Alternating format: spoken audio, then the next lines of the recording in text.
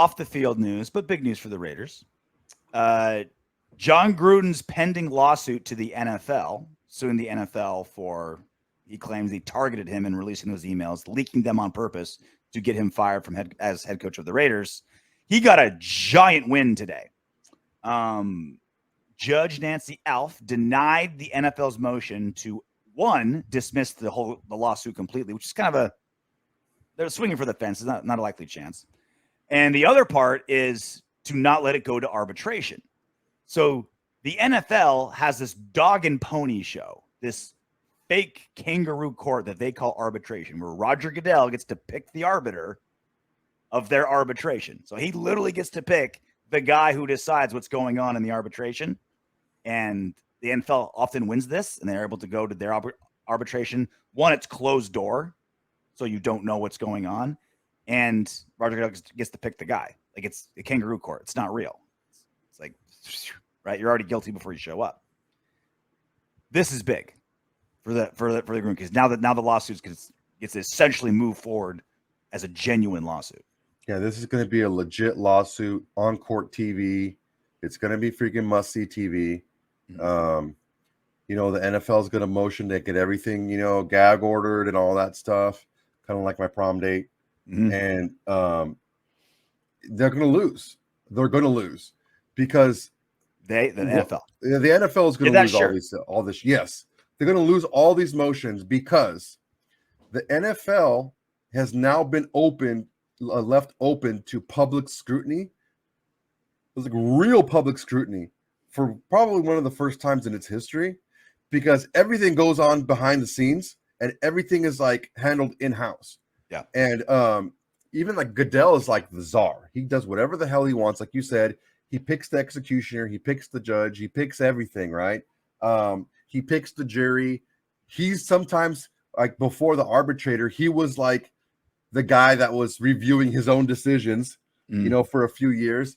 So this is one of the I think honestly, even though it's like a private company or a private entity or something like that, it's run on its own, it's not public, or it's not anything that's like a government wide, so it's not open to scrutiny. This is one of the first times that it's left itself open to scrutiny. And now they're going to, I think that some of these practices that are being held by the NFL, as far as selecting, I wouldn't say that, but maybe some of the arbitration in the future is going to be held up to like a impartial third party. Yeah.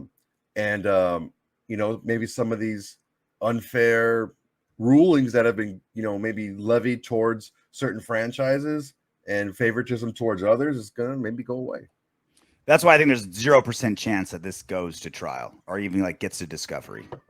They're going to settle because they don't want this getting dragged out, right? They don't want the discovery motions to go through. They don't want to have to like unpack the other like 500,000 emails that didn't get leaked purposely on purpose or accidentally on purpose, right?